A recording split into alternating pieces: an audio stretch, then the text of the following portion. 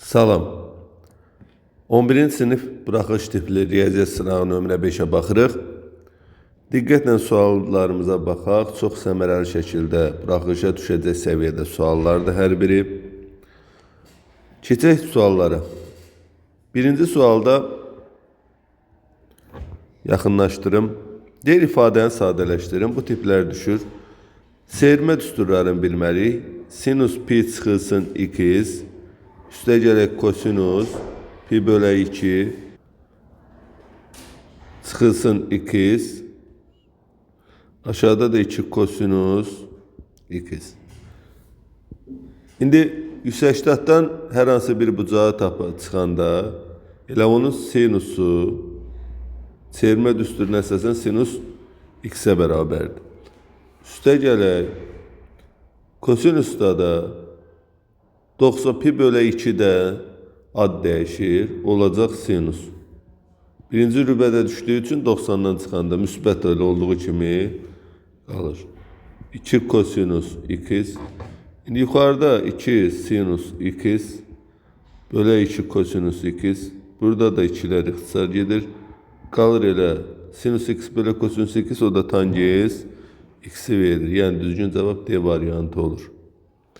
Növbəti ikinci suala baxıram. İkinci sualda deyir, parçanın ucları paralel düz xətlər üzərindədir. Bax, parçanın ucları paralel düz xətlər üzərindədir. Yəni parçanın ucunu çəkirəm. Deyir, düz xətlərlə 30 dərəcəlik bucaq əmələ gətirir. Yəni bura 30 dərəcədir. Həmçinin digər tərəfdə 30 dərəcədir. Düz xətlər arasındakı məsafə 6 olarsa parçanın uzunluğunu tap. Bax, özüm bu məsafəni buradan çəkirəm, fərqi yoxdur. Çəkirəm. Ən yaxın məsafə perpendikulyar olur. Yəni burada düz bucaqlı bucaq əmələ gəlir. Burada 6 deyir. İndi burada 30 dərəcəli bucaq qarşıda duran katet hipotenusunun yarısına bərabərdir. Bura 6-dırsa bura olur 12. Deməli parçanın uzunluğu 12 Y variantı olacaq. Növbəti üçüncü suala baxıram. 30% 40 qram duz məhluluna 4 qram su, 6 qram duz əlavə olunarsa, alınan məhlul neçə faizli olar?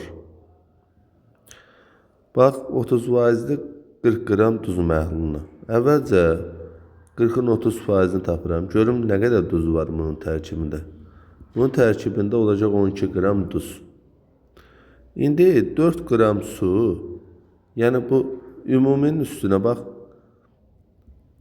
4 üstə gələk 6.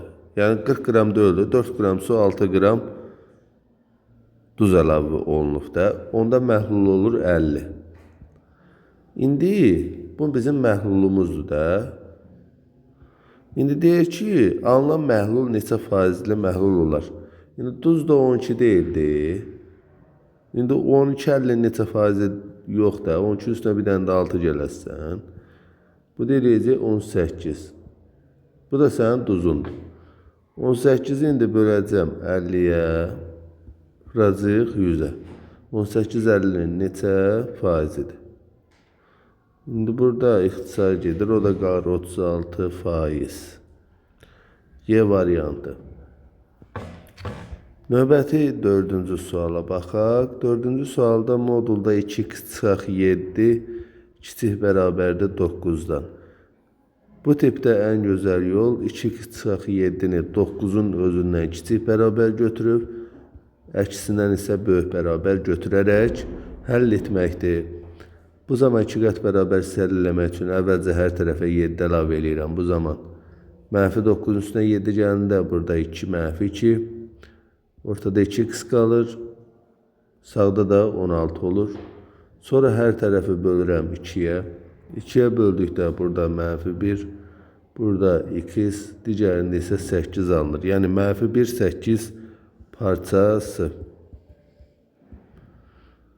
Aha. Düzgün cavab B variantı olar. Növbəti 5-ci suala baxaq.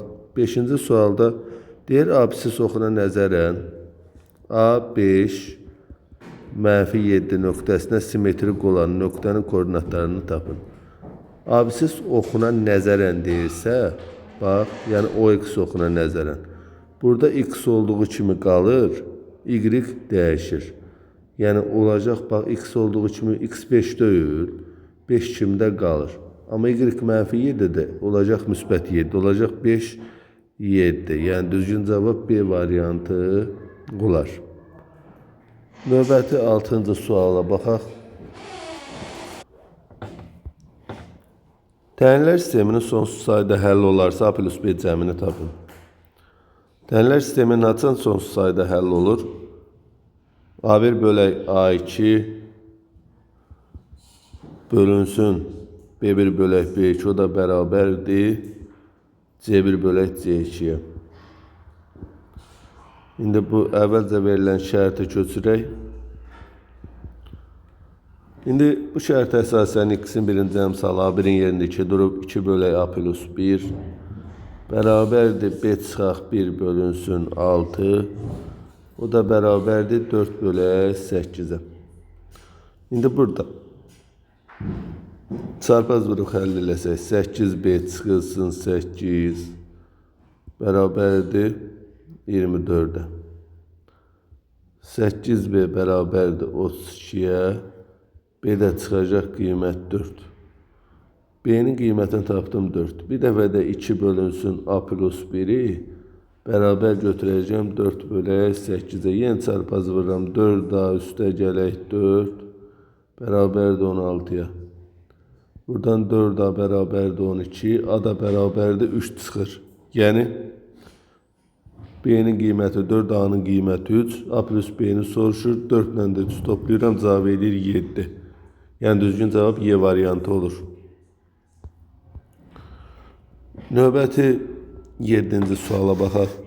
7-ci sualda deyir ki, M-in hansı qiymətində X kvadratı çıx 8X üstə gələk M bərabərdir 0 tənliyinin 2 bərabər həqqi kökü var. Şöyle tənliyin bax 2 bərabər həqqi kökü olar. Diskriminant 0'a bərabər olduqda. Bu zaman tənliyin 2 bərabər kökü olacaq. Yəni x1 bərabərdir x2. İndi burada diskriminantı yadınıza salaq ki, B kvadratı çıxaq 4AC-dir. İndi buna əsasən B-nin yerinə indi -8 durur. -8'in kvadratı çıxaq 4 vuraq baş əmsal 1'dir. Sərbəsəddə M-dir. Bərabər eləyəcəm 0'a. 64 çıxaq 4M bərabərdir 0. 4M bərabərdir 64'e. M də bərabərdir 16'ya.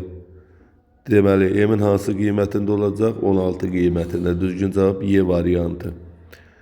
Növbəti burada baxaq 8-ci suala. 8-ci sualda da deyir ifadəsini sadələşdirin. Kök altda x üstə gələk kök altda y. Bu formada ifadə verilibdir. Düzdür. Uşaqlar, aşağıdakı ilə yuxarıdakını əlaqələndirmək istəsəm, bax, x-ə kök altda x-in kvadratı kimi yanaşacağım. Y-ə də kök altda y-in kvadratı kimi. Aşağıda da kök altda x üstə gələk kök altda y olduğu kimi qalar. İndi yuxarını vuruqlara ayırdıqda kök altda x çıxaq kök altda y vurulsun kök altda x üstə gələk kök altda y. Müxtəsər vurma düsturu kimi yanaşmağa görə də burada getdi, qaldı elə kök altda x çıxılsın kök altda y. Düzgün cavab D variantı. Növbəti 9-cu suala baxıram. Loqaritma 2 əsasından kvadratı çıxaq 3 loqaritma 2 əsasından x üstə gələk 2. 0 tənliyini həll edin. Bu tipli tənliklərdə uşaqlar loqaritma 2 əsasından x-ə 1 t deyirəm. Onda olur t'nin kvadratı çıxaq 3t üstə gələk 2 bərabərdir 0. Bu da v-t əsasən kökləri hasili 2. Cəmi isə mənfi 3 nəsə, yəni müsbət 3. Bu da 1 və 2 eləyir kökləri. Buna əsasən loqaritma 2 əsasından x bir dəfə bərabərdir 1'ə. Yəni 2'nin üstü neçə x-ə bərabərdir? 2'nin üstü 1, yəni x buradan bərabərdir 2 üstü 1, cavab eləyir 2. Sonra bir dəfə də loqaritma 2 əsasından x, o da bərabərdir 2'ye. Buradan da x bərabərdir 2 üstü 2. X də buradan 4 çıxır. İndi kökləri cəmi soruşur. 2 üstə gələk 4 eləyəcək 6. Yəni düzgün cavab Y variantı. Növbəti baxıram 10-cu suala. İlk n həddinin cəmi üçün Sn bərabərdir Sn minus 1. Üstə gələk n kvadratı çıxaq 15n. Üstə gələk 46 şərtini ödəyən ardıcıllığın ondan kiçik hədlərinin sayını tapın. Burada ilk öncə kreativ yanaşmaq lazımdır. Sn, elə ki Snləri bir tərəfə keçirdərəm də. Sn çıxaq Sn minus 1 bərabərdir n kvadratı çıxılsın 15n, üstə gələk 46 yazıram. Və bu zaman görürəm ki, mən qayda var da, n dənəsinin cəmindən, məsələn, ondan, tutaq ki, 20 dənə həddin cəmindən, 19 dənə həddin cəmin çıxanda 20-ci hədd qalır. Deməli, burada Sn-dən Sn minus 1'i çıxdıqda, bərabərdir AN olacaq da. Elə bu AN-ə bərabərdir. Deməli, n kvadrat çıxaq ilə 15-in üstə gələk 46, bu ilə axırıncı həddi verir. Deyir, şərtini ödəyən ardıcıllığın ondan kiçik hədlərinin sayı. Yəni, ayın kiçik olmalıdır 10'dan. İndi buna əsasən n'in kvadratı çıxaq 15'in üstə gələk 46. Bu ilə həddi verir də, ayını verir. Bax, bu ayının elə düsturu alınır. Bu 10'dan kiçik olmalıdır. Çünki deyir, ondan kiçik hədlərinin sayını. İndi kvadrat tənlikdə olduğu üçün bərabərsizlikdə də bir tərəfi 0 eləyirəm. Üstə gələk 36 kiçikdir 0'dan. Burada kökləri 12 və 3'dür. Ədəd oxunda da qeyd eləsək 3 və 12'ni 0'a bərabər deyil deyə gözlərini götürmürük. Müsbət mənfi. Müsbət mənfi olduğu aralıq 3-12 olur. Deyir, hədlərinin sayını tapın. Burada da 3 ilə 12 arasında 3-12 aralığına düşür. Bu da 3-12 aralığına düşür. Deməli, bu araqda da 8 dənə həll olacaq. C variantı. Növbəti uşaqlar, baxaq 11-ci suala. 11-ci sualda y bərabərdir kök altda mənfi x-in kvadratı üstə gələk 4x üstə gələk 5 funksiyasının qiymətlər çoxluğunu soruşur. Bax, indi uşaqlar, burada qeyd edirəm. Bax, kök altda x funksiyasının təyin oblastı x böyük bərabərdir 0'dan. Qiymətlər oblastı isə, yəni bax, bu y bərabərdir. Yəni burada da çıxır ki, y-in kökə görə y-in qiyməti 0'dan böyük bərabərdir. Yəni kökdən çıxan ədəddə 0'dan böyük olacaq. Bərabər də ola bilər. Kökə görə də x-in qiyməti həmişə müsbət olmalıdır ki, mənası olsun kökün altı.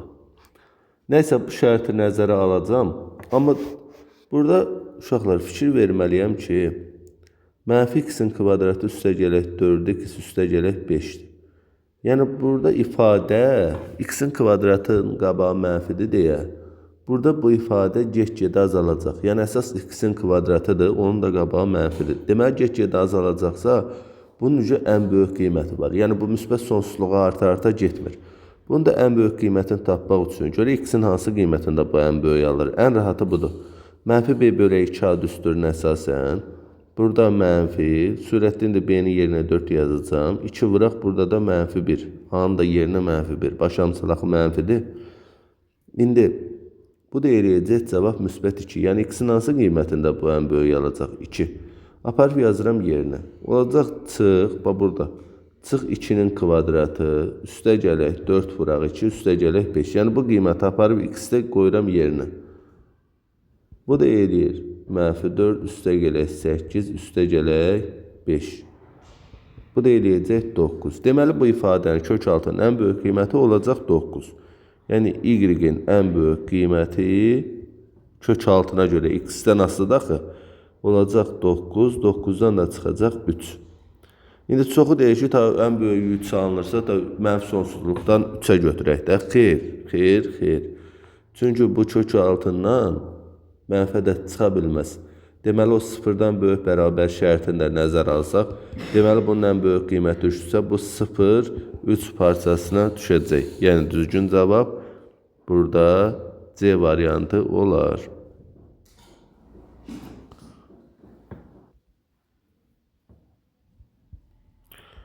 Növbəti 12-ci suala baxaq. 12-ci sualda şəkildə adi toxunandır. Baxaq, bir dəqiqə siz də rahat baxasınız. Aha. Deməli, bir dənə çevirəni ilk öncə çəkək.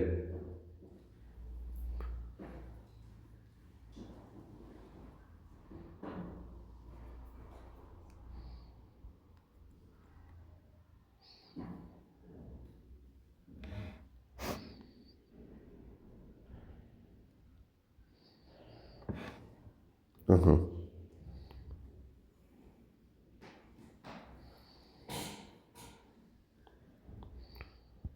A, D, B, bu da C.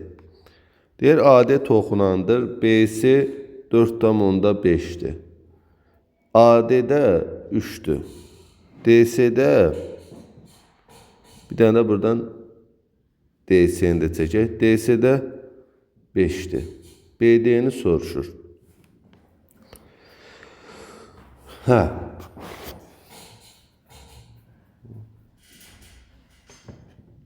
İlk öncə bu toxunan deyir, asetlə kəsən olduğu görsənir. Yəni, kəsən toxunan münasibətinə əsasən AB-yə 1x deyirəm.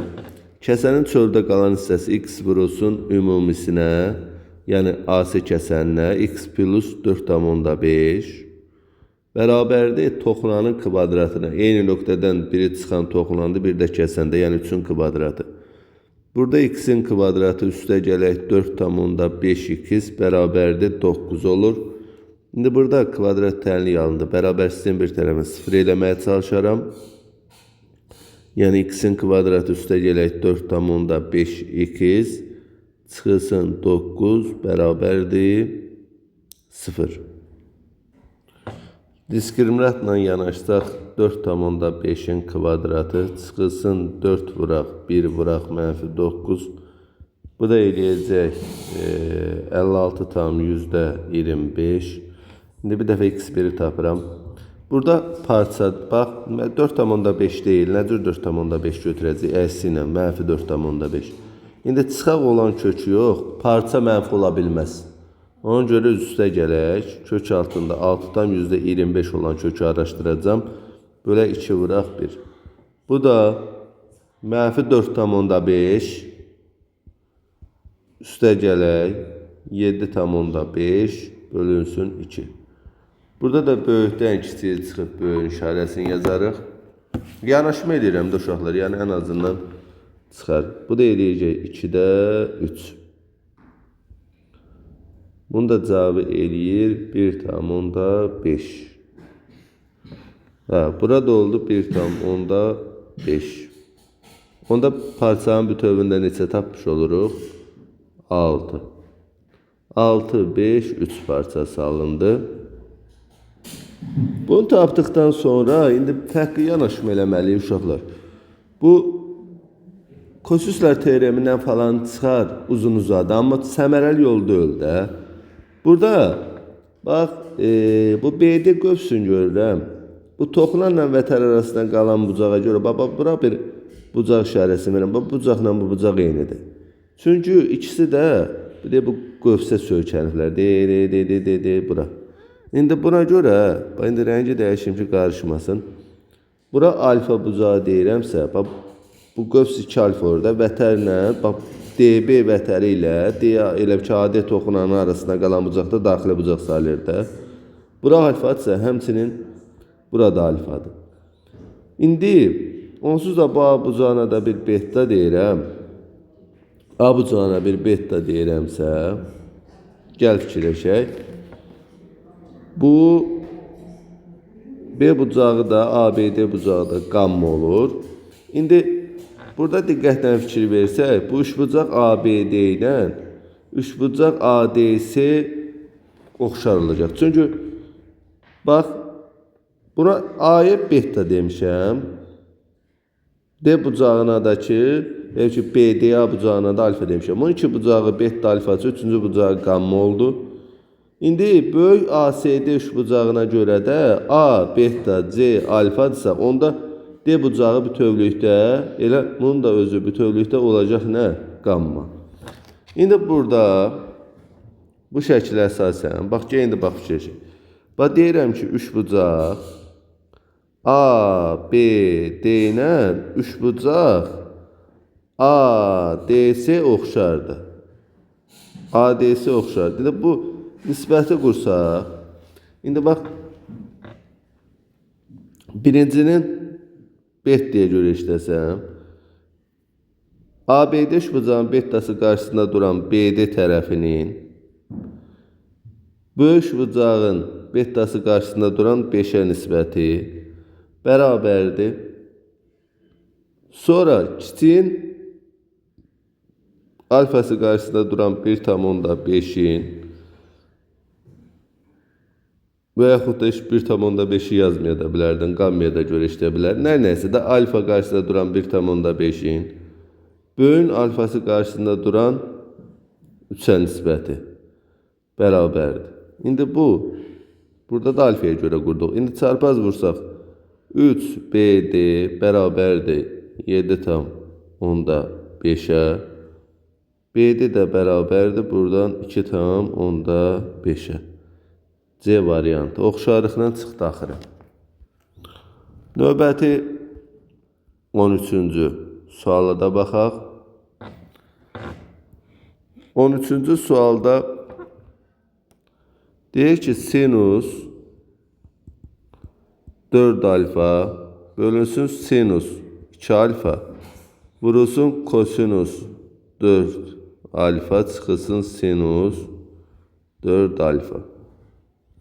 Şuralar 2 qat bucağın açılışına əsasən sinus 4 alfanı elə ki 2 alfa kimi açsam, elə ki bucaq yarısına düşəcək. Ya bucaq yarısına düşürsə, bu olur 2 vuraq sinus alfa. Əslində sinus 2 alfanın açışı orada. Burada da 4 alfa daxı. 2 vuraq sinus 2 alfa alfa yox. O 4 alfanın yarısı edir 2 alfa da. Sinus 2 alfa vuraq kosinus 2 alfa olacaq. Aşağıda da sinus 2 alfa olduğu kimi qalsın. Kosinus üstü 4 alfa çıxılsın sinus üstü 4 alfa. Bu da müxtəsər vurma düsturuna əsasən açılış versək. Bunu A kvadrat çıxaq B kvadrat kimi yazsaq. Bax, kosinusun kvadratı alfa çıxılsın sinusun kvadratı alfa. Vurulsun burada sinusun kvadratı alfa üstə gələk kosinusun kvadratı alfa olur. Biz bilirik ki, bu cəm 1 eləyir. Burada sinusun 2 alfalar ixtisar gedir. Yuxarıda qalır 2 vuraq kosinus 2 alfa. Aşağıda da bizdə dənə qalan kosinus kvadratı alfa çıxaq sinus kvadratı alfadır. O sinus kvadratdan kosinusun kvadratları cəmdə 1 eləyir də. Şuralar. Burada da bu kosinus kvadratı alfa çıxaq sinus kvadratı alfa deyil. Bu da kosinus 2 alfanın açılışı deməkdir. Yəni bununla da bu gedir. Elə son olaraq cavabda qalacaq 2. Yəni düzgün cavab A variantı olur. Növbəti 14-cü suala baxaq. Burada tangens x bərabərdir 3. Olarsa sinus x üstə gələk kosinus x bölünsün sinus x çıxılsın kosinus x. Deyir ifadəsinin qiymətini tapın. Bu tangens x bərabərdir 3. İndi bax, bunu sinusdan kosinusdan necə əlaqələndirək? Bax, tangens x nə deməkdir? Sinus x bölünsün kosinus x. Yəni o bərabərdir 3'ə. Yəni sinus x burada bərabərdir 3 dənə kosinus x-ə. İndi bu əvəzdə mən nəzərə alsaq burada. Yuxarıda yazacağım onda yerinə. 3 kosinus x üstə gələk kosinus x bölünsün aşağıda 3 kosinus 2 çıxılsın kosinus x. Yuxarıda 4 tane kosinus x olur. Aşağıda da 2 kosinus x. Kosinus x'lər ixtisar gedir. 4'ü 2'ye böləndə cavab qalır 2. Yani burada da düzgün cavab 2 olacaq. 15-ci sualda diagonallarının sayı 20 olan düzgün çoxbucaqlının perimetri 16 olarsa onun tərəfinin uzunluğunu tapın. Diagonalların sayı n vuraq n çıxılsın 3 bölü 2 ilə tapılır. Bərabərdir 20'ye. Çarpaz vururuq. N'in kvadrata çıxaq 3n bərabərdir 40'a. N'in kvadrata çıx 3n çıx 40 bərabərdir 0 kvadrat tənliyini almış oluruq. Bu da 8 və mənfi 5'dir. Kökləri tərəfində sayı 8 olar, natural olar. İndi perimetri 16 verir. Perimetri də nətər tapılır? 8 tərəf varsa 8A ilə tapılacaq da. 8A bərabərdir 16'ya. A da bərabərdir 2'ye. Deməli tərəfin uzunluğu 2 olar. 16-cı sualda n plus 7, n plus 20 parçasında olan cüt ədədlərin sayını tapın. Burada n daxildir natural ədədlərə. N'in yerinə yəni istənilən bir şey qoya bilərik, ardıcıllıq etməyəcək. Məsələn, n'in yerinə 1 qoyuram. N'in yerinə 1 qoyduğum zaman burada 8, 21 parçası alınır. Hər ikisini də ala bilər. 8'dən 21'ə kimi cüt ədədlərin sayını soruşur bizdən. Burada da 7 dənə cüt ədəd olar. Cavab 7 dənə. Növbəti baxıram 17-ci suala. 17-ci sualda a kvadratı çıxaq 4'a üstə gəlir 3 bərabərdir 0 olarsa kök altda a kvadratı plus 3 bölünsün a ifadəsinin qiymətini deyir ki tapın. Burada uşaqlar bax bunu soruşduğum bir qədər sadələşdireyim. Bunu ayrı-ayrı parçalasaq olacaq a üstə gələk 3 bölək a kimi. İndi bunu almaqdır da məqsəd. A-nı verilmiş bu tənlikdən ala bilmərik birbaşa. Əslində almaq olar, amma başqa cür yanaşaq da. Bax, a kvadratı üstə gələk 3 bərabərdir 4'a kimi yanaşıram. Sonra hər tərəfi bölürəm a-ya. Burada a üstə gələk 3 bölünsün a bərabərdir 4 alınır. İndi gətirib bunu da burada nəzərə alıram. O da kök altda 4 bərabərdir 2 olur. Cavab 2 olacaq. Növbəti 18-ci suala baxaq. 18-ci sualda deyir tərsinin 4 mislinə bərabər olan müsbət ədəd tapın. Tərsinin 4 mislinə bərabər olan müsbət ədədi tapın. Uşaqlar bu elə belə deyək də 4 olduğu aydın şəkildə görsənir. Deyir ki bir ədəd tərsinin 4 mislinə bərabərdir. Yəni x götürürəm, o da 1 bölü x. Tərsin 1 bölü x-dir, onun da 4 misli. Bunu da çarpaz vursam, bu da x'in kvadratı bərabərdir 4, x də bərabərdir 2'ye. Deməli 2 imiş ədədim. Ədəd 2 olduğunu aydın şəkildə bildik. 19-cu suala baxaq. X'in kvadratı üstə gələk px üstə gələk q kiçik bərabərdir 0'dan bərabərsin həllər çoxluğu 4, 7 parçası olarsa x kiçikdir q-dən x böyükdür p-dən bərabərsliyinin ən böyük tam həllini tapın. Şuralar bunu deyir həlli 4, 7'dir. Aydın şəkildə görsənir ki, uşaqlar kvadrat bərabərsizliyi həll eləyəndə köklərinə görə həll eləyirik də onsuz da. Bax burada x1 4'dür, x2 də 7'dir. Daha aydınlaşdıraq. Yəni burada 4, 7 parçasını götürməkdə səbəbim tənliyin köklərinin 4, 7 olmağıdır ki, müsbət, mənfi, müsbət. Burada da mənfi aralıq 4, 7 götürülüb də. Bunu götürmək üçün gərək tənliyin kökləri 4 və 7 olsun. İndi bir daha sübut elədik. İndi buradan belə çıxır ki, P 4 ilə 7-nin cəmini neçə eləyir? 11. Onda P mənfi 11 götürəcəm. Q isə olduğu kimi onların hasili, köklərin hasili. Bu da eləyir 28. Yəni elə Q bərabərdir 28-ə. İndi bunları tapdıqdan sonra quracağım sistem bərabərlikdə x 28-dən kiçik bərabər olmalıdır. Mənfi 11-dən isə böyük bərabər olmalıdır. Deyir bərabərsizlər sistemin ən böyük tam həllini tap. Ən böyük tam həlli də elə 28 olar. Növbəti 20-ci suala baxıram. 20-ci sualda 2x-in kvadratı üstə gələk 3x çıxılsın k üstə gələk 1 bərabərdir 0. Tənliyinin köklərindən birinin 1 olduğunu bilərək k-nı tapın. Tənliyin köklərindən biri 1-dirsə, apar yerinə qoy da. 2 vuraq 1-in kvadratı üstə gələk 3 vuraq 1 çıxılsın k üstə gələk 1 bərabərdir 0. Burada da hesabladığımız zaman k-nın 6 olduğu aydın şəkildə görsənir. K-nın qiyməti oldu 6. Sonra 21-ci suala baxıram.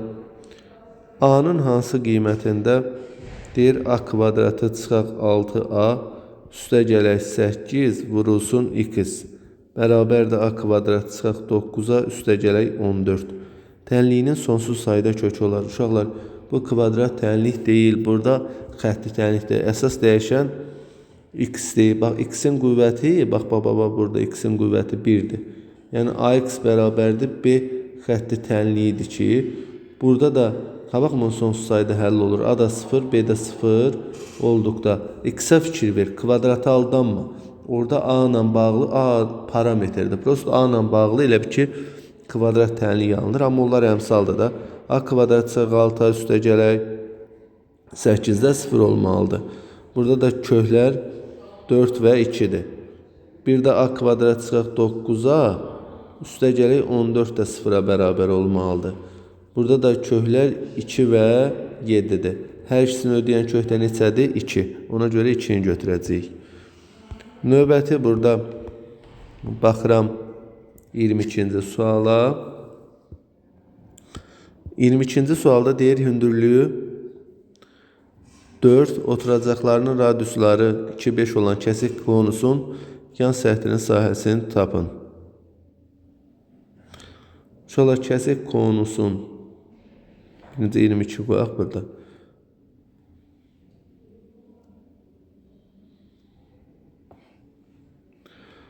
Bax, burada kəsik konusunun yan səthinin sahəsi normalınca pi r l ilə tapılır. Amma burada pi r üstə gələk r l ilə tapılacaq. İndi bunun radiusları uşaqlar 5-2-dir. Hündürlüyü də verib 4. Burada uşaqlar bunu ox kəsiyi bərabər yanlı trapesiya alınır. Bu bərabər yanlı trapesiyada da bax bu hündürlük var ha. Bunu elə buradan bura çəkirəm. Bax uşaqlar yuxarı radius kiçik radius 2-dirsə onda yuxarı bütövlükdə neçə olacaq? 4. Aşağı da bütövlükdə neçə olacaq? 10. Düzdürmü? Buradan bura bütövlükdə neçədir? 10. Hepsi radius 5-də diametr 10-dur da. İndi 10-dan 4-ün bura 4-sə burada 4-dür. Qıraqlara indi 3 qalır. İndi hündürlüyü də özdə vermiş ki 4-dür də. İndi 3, 4. Burada düzbucaq, üçbucaq yaranır da. Pifagora görə də hipotenuz neçə olacaq? 5. Yəni elə bu 5 sənin doğranın elə neçə çıxdı? 5. İndi bunun yan səthinin sahəsini tapmağa nə var ki? Bu pi vurulsun 5 üstə gələk 2 vurulsun 5. Bu da eləyəcək 50, daha doğrusu 35 pi. Aha. 35 pi olduğu aydın şəkildə görsəndi. Sonra burada pi-ni də bir də özüş verib. 35'i də 3'ə də vurarsan, o da eləyəcək 105. Veribsə qeyd elə, verməyibsə elə pi olaraq da qalır. 23. Diagonalları 6, 8 olan rombun hündürlüyünü tapın. Uşaqlar, bax, diagonalları 6, 8 olan rombun hündürlüyünü tapın. Bunun en güzel yolu düstursuz falan bir dənə romb çəkirəm. Rombun biz bilirik ki, diagonalları nə cür kəsişir uşaqlar? Perpendikülər kəskəndə də yarıya bölünür. Bura 4, 4, digəri də 3, 3 kimi bölünəcək.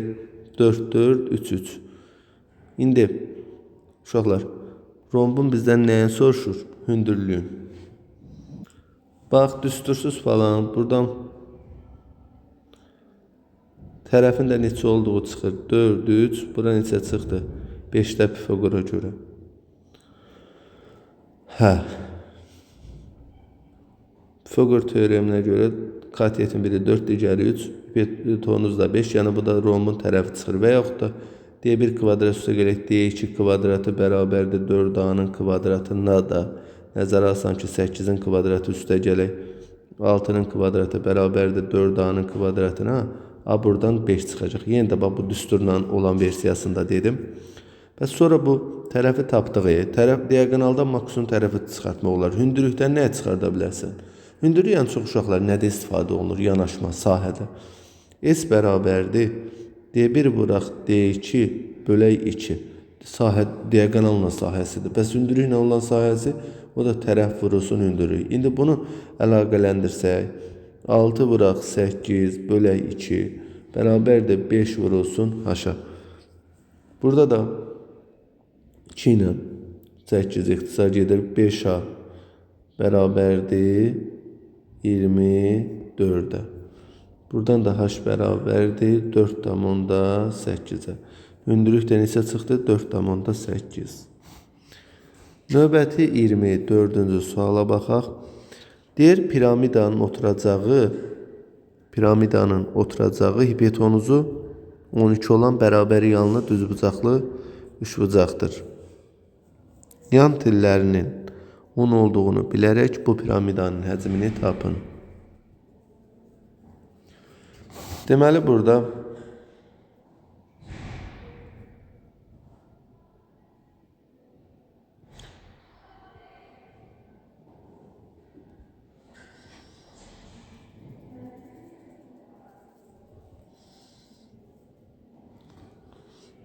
bərabər yanlı oturacaqdakı ki, bərabər yanlı düzbucaqlı üçbucaq çəkdik. Hipotenuzu 12'dir deyir. Biz də bilirik ki, bax, bunu elə belə qıraqda deyirəm. Bura A, burada kök altda 2A olur da, bərabər yanlı düzbucaqlı üçbucaqda. Onda, bax, kök altda 2A bərabərdir 12-dirsə, A da buradan 6 kök altda 2 çıxacaq birbaşa. Ta vaxt itirmirəm də 12'ni kök altda 2'yə bölüb irrasionallıqdan azad eləsək 6 kök altda 2 eləyəcək. Deməli bunun yan tərəfləri, yəni katetləri 6 kök altda 2, 6 kök altda 2 olar. İndi bizdən soruşur ki, yan tillərində 10 olduğunu bilərək bunun həcmini tapın. Şuralar bu hündürlük gəlib bunların düşəcək ağırlıq mərkəzinə. Bu ağırlıq mərkəzi də medianlarını kəsmə nöqtəsidir. İndi qomun rəngini dəyişim. Buradan bir dənə median çəkirəm. Bu median buranı yarıya bölür də. Burada bir düzbucaqlı üçbucaq yaranır. Axı bu hündürlükdür. Bax, şuralar. Bu median hipotenuzu nəyinə bərabərdir? Yarısına. 12'yə bölüləm 2'yə düşür 6'sı. 12'yi 2'yə bölülür düşür 6'sı. Bu ağırlıq mərkəzdə ki, medianların kəsmə nöqtəsidir. O da 6'nın da 2-1 nisbətinə görə böldükdə 4 və 2 düşəcək. Yəni burası 4 olur, burası 2 olur da. İndi özü də buranın yan tilləri 10 verməmişdi. İndi yan tilləri 10 verirsə, burada belə bir üzü bəriyə baxan bir düzbucaqlı üçbucaq var. Hündürlüyə görə bu hündürlükdür. Burada 4'dür. Bu yan tildə bura 10'dur da. Həmin bu düzbucaq üçbucağa görə Pifaqor teoremini qursaq, h-ın kvadrat üstə gələk 4-ün kvadratı bərabərdir 10-un kvadratına. Burada h kvadrat üstə gələk 16 bərabərdir 100. H kvadratı bərabərdir 84'e. O da kök altda 84 eləyir. Buradan da 2 kök altda 21 yazırıq. İndi hündürlüyü də tapdıqda həcmi tapmağına var ki, piramidanın da həcmi 1/3 S oturacaq vurulsun H-dır. İndi bunda oturacağı bərabər yanlı düzbucaqlı üçbucaq olduğu üçün 2/1 ilə katetlərin nasili, yəni 6 kök altda 2 vurulsun 6 kök altda 2 eləyəcək. Burada kök altda 2'lər ilə 2 eləyir, bu 2 ilə ixtisar gedir, qalır 6. İndi buna əsasən V bərabərdir 3/1 vurulsun 6 vurulsun hündürlüyü də 2 kök altda 21. 3 ilə də 6 ixtisar gedir, qalır burada 2. Həcm olacaq 4 kök altda 21. Bu qədər rahat. Növbəti 25-ci suala baxaq. 25-ci sualda deyir, çevrə xaricinə çəkilmiş trapesiyanın yan tərəflərinin cəmi 18 olarsa, onun orta xəttini tapın. Uşaqlar, bax, çox qəşəng sualdır. Bu tipli suallar bu formada və yaxud da başqa formada düşür. Bax, əgər çevrənin xaricinə 4 bucaqlı çəkilibsə, hələ bizə deyir ki, bu trapesiyadır. Trapesiya olmur, nə olur olsun, fərqi yoxdur. Xaricinə çevrə, burada oturacaqlarına AB deyirəm. Bərabər yanlı demirəm, yan tərəflərinə də C deyirəm. 4 bucaqlı çəkilibsə, əgər çevrənin xaricinə, həmin 4 bucaqlının qarşı tərəflərinin cəmi bərabərdir. Yəni A plus B bərabərdir C plus D-yə. Bu bir qaydadır. İndi deyir ki, trapesiya deyir də, trapesiyanın yan tərəflərinin cəmi 18-dir. Yəni C plus D bərabərdir 18-ə. C plus D əgər 18-dirsə, elə A plus B də neçəyə bərabər çıxır? 18-ə. İndi məndən trapesiyanın orta xəttini soruşur. Elə onda oturacaqların cəmi 18 çıxdığına görə bunun da orta xəttinə 1x deyirəm. X də bərabərdir oturacaqlar cəminin yarısı. Yəni 18-i böləcəm 2-yə, bu da eləyəcək 9. Bu qədər rahat. Əgər buracan gəlib dərsdə istifadə edən, qulaq asan, səmərəli şəkildə öyrənən hər bir şagird ən azından əziyyətimizə dəyər verərək like edib kanala abunə olmağı, paylaşmağı unutmasın. Uğurlar arzulayıram hər bir kəsə, davamlı olacaq. Yəni çalışdığımız qədər kömək eləməyə çalışırıq da, paylaşırıq. Hamı üçün əl çatan etmək üçün siz də həm 051 356 54 33 nömrəsi ilə də əlaqə yaradıb WhatsApp qrupuna da qoşula bilərsiniz. Pulsuz, təmənnasız, sadəcə olaraq öyrənmək istəyən hər bir şagirdə bacardığımız qədər dəstək olmağa çalışdığımız bir qrupdur. Layihədir, belə deyək. Sağ olun, uğurlar arzulayıram.